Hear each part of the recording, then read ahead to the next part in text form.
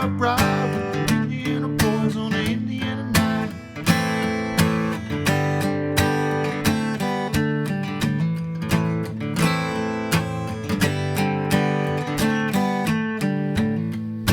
Last dance with Mary Jane, one more time to kill the pain.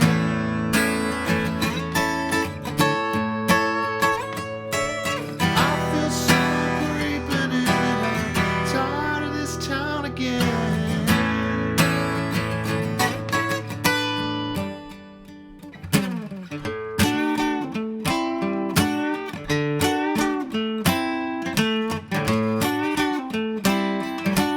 Hey everyone, welcome to MT Guitar. Today is a very, very fun song to play. You know, I've been playing it forever. It's just one of those ones where you just lock into a groove, and you know, the production from Rick Rubin and the guitar playing by Mike Campbell, and of course the songwriting by Tom Petty. It's just such a fusion of great arrangement skills and writing skills and playing and all that. So very fun to lock into this kind of, you know, very tight, you know, groove that is like very infectious, right? It's a really fun rhythm to play, and it's only a handful of chords. So once you kind of get the groove going, the chords are no problem pretty much. So we'll just sort of lock into the rhythm and kind of zoom in and do that. There'll be a full tab of this in the Patreon, and I really appreciate your support over there. Thanks to everyone over there as well. And do subscribe, hit the thumbs up. And this is just one of those rockin' songs that you should add to your repertoire, and I hope you do with me here. So let's go ahead and zoom in and learn it. All right, so sometimes I talk about the Roman numerals, and I think it's especially important to mention that. Could have mentioned it in the introduction, but here's where I really like to get a little bit deeper, right? So if we're in A minor to G, this is a D sus usually, but a lot of times Campbell's also hammering on to a second fret. There are two guitars in the recording, at least. I think there's two though, and they're kind of both either doing D sus or sometimes D regular. But the point is, key of A minor, one chord, flat 7, 4. But the 4 is major. So if we look at the diatonic key of A minor, if it was like, say, Aeolian, that would not be the key of this song. This is in Dorian, because that 4 chord, the 4 chord of A minor is D major, and that 4 chord has a F sharp in it, so that's a 6. So, of course, that's not necessary to learn the song, but I kind of throw that in there sometimes because now the solo makes sense. I can improvise off it because this is a Dorian riff, right? So really cool to kind of just take a second and look at the Roman numerals. See, that note is a very sweet note because it's in the D chord. It's the Dorian natural 6. All right, so have fun. Maybe even play along with the recording and improvise an A Dorian. But keep in mind the recording is actually tuned a little bit higher than standard. It's probably the tape was slightly sped up. Very common practice, pre-digital era, so to speak. All right, so we're going to do the intro. Now this is a great lesson in muting, right? We're going to be muting the strings very quickly after playing them, creating sort of a dynamic rhythm, right? That's always changing and evolving and making your groove a little bit. So we're going to go hammer onto an A minor. Now if you just want to play this song and warm up on it, why don't we start there actually without the muting. I meant to do that actually. Let's do that. So down, down, down, down, down, down, down, D, down, down, all on the downbeat. 1, 2, G, 4, 1, 2, A, 4. Right, so it's always in the downbeat. Now we're going to add the muting, so of course feel free to just play the song right away with that if you want, nothing wrong with that. Now we're going to get into like the more electric Mike Campbell part. So we're going to hammer and then immediately mute. And then strum it again. And then we're going to lead to the G by going hammer, down with a nice powerful down there. Down, up, up. And on the up, that's going to be the beginning of a G chord. Like this. Down, up, down, down. And then we got to get ready for the G. Recommend fingering the G even without the middle finger. But I kind of do the middle finger as a habit myself right now. But I can also do it without the middle finger and mute that 5th string. And you just have a 2-finger G. Or this is fine too. Okay, so one more time. Hammer. Okay. Now we kind of do a similar rhythm to the D. We go, so let's see here. We're going to hammer onto the D and do a similar thing on a D sus. And then resolve that to an A minor. I almost am tempted to not break down the rhythm too in depth because it might throw you off. Just try to feel it and hear it. So really nice and slow. 3, 4.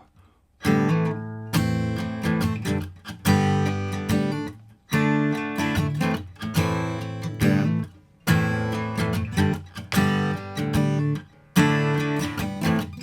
Okay. As you can tell, there's slight differences each time. It's kind of impossible to play it the same exact way. You'll never hear Campbell play it the same exact way necessarily, right? Now, when we are muting, it's basically a left-handed technique.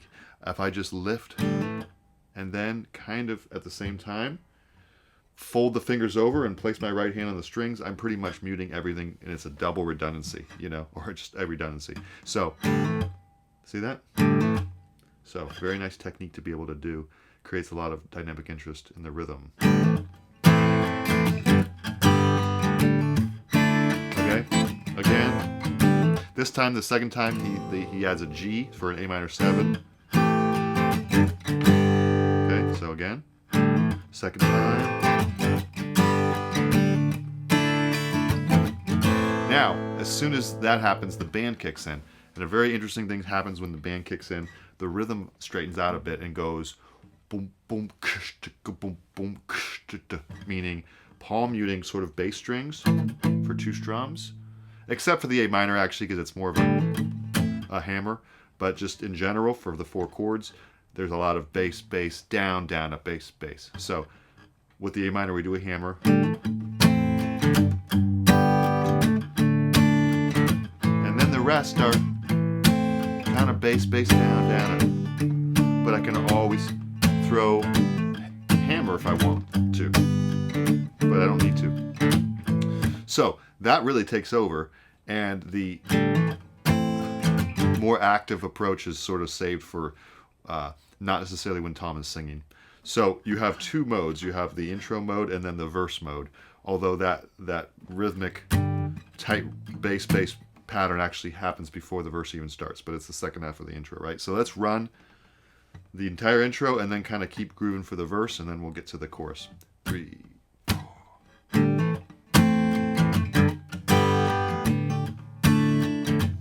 Again.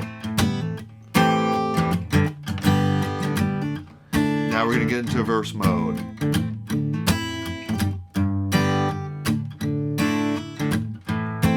Hammer. Okay, now Tom's going to start singing, and we just keep chucking.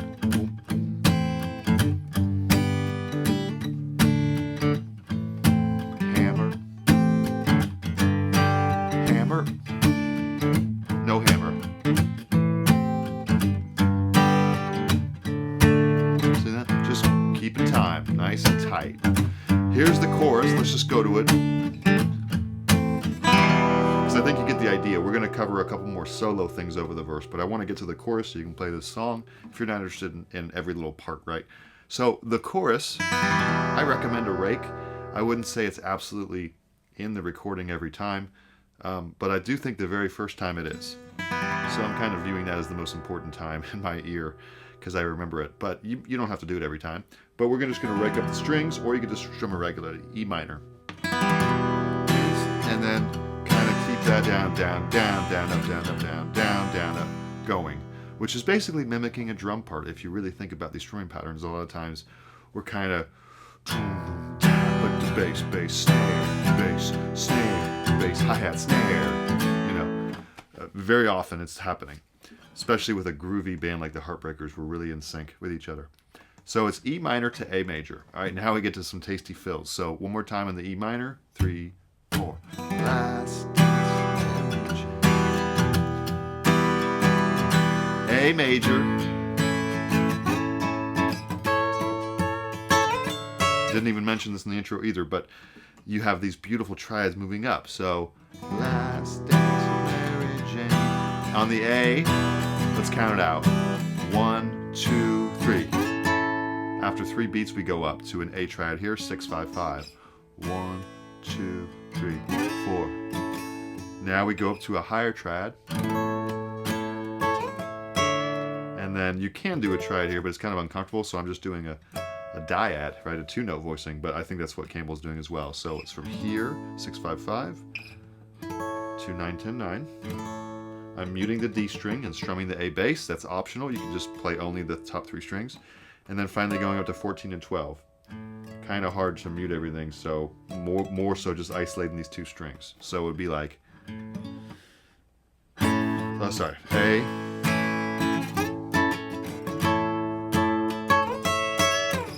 back to E minor. One more time. We're doing the same thing. Okay. I think you get the idea. You can slow down the video actually in the settings if you need to, if I'm going too fast. So you do E minor again. Now the second time it's a shorter fill. A, 2, 3. Over the G chord. So then it goes A, G rhythm-wise. But you can go up 9, 9, 7, 7, and that lands over this G chord here, right? So G. Those are called 10th intervals. Oh, sorry, 6th intervals, right? The 5th and 3rd of the key of the A, and then down to the G chord. So really useful. Good to just have these anyway. So, right there. Back to the verse. Bass, bass, chorus, bass, chorus, bass, bass, chorus. I almost did A major. We want to make sure to modulate back to A minor, right? So, very cool how the bridge goes to E minor and A. That's E Dorian. And then resolving to A major. Then it goes back to A minor Dorian. So, the only thing left to cover really in this video, the Patreon tab will have, you know, these things kind of mapped out clearly. But as far as the thing I want to cover here, it's probably the solo. I mean, this is just classic stuff. And you should have the tools you need to play this song. So, on the second sort of instrumental interlude after a few verses, it's about 3 verses, so it's a good amount into the song. We have this beautiful double stop melody. He repeats that theme. Okay, so let's learn that. That would be 7 and 7. Think of this as first position of A minor pentatonic. 7 and 7 are nice notes in the Dorian. You notice it kind of looks like G to C triad pair, which I'd like to cover later.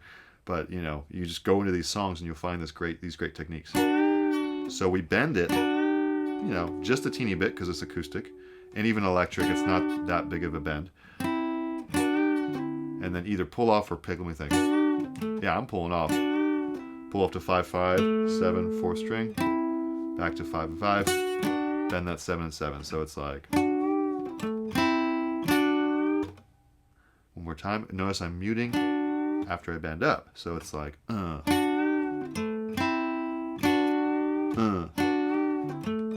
Second time I respond to the root. So the first time I go up, question. The second time I go to the root, answer. Question and answer, call and response, antecedent, consequent, however you want to think of it. All are correct. So 3, 4, slow.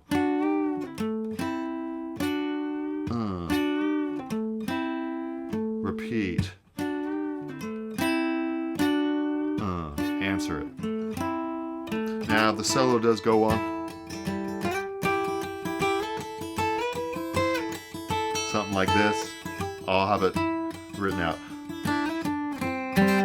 Something like that. It's very just beautiful. Second string with the first string droning out, eventually resolving to an A minor chord. I recommend just experimenting with the song because it's a very groovy song to solo over. And this is a nice riff. So those are the parts. I think that covers it. The song, of course, just goes verse chorus. It's a classic A-B section, no bridge. So actually pretty easy song form. So good one to get under your belt all the way through. You could either sing it or just play it as if someone is singing and play along with the record and tune up a little bit for that recording. All right. Hope you're doing well. this was a lot of fun to play today, so I hope you're enjoying as well. Talk to you later. Bye.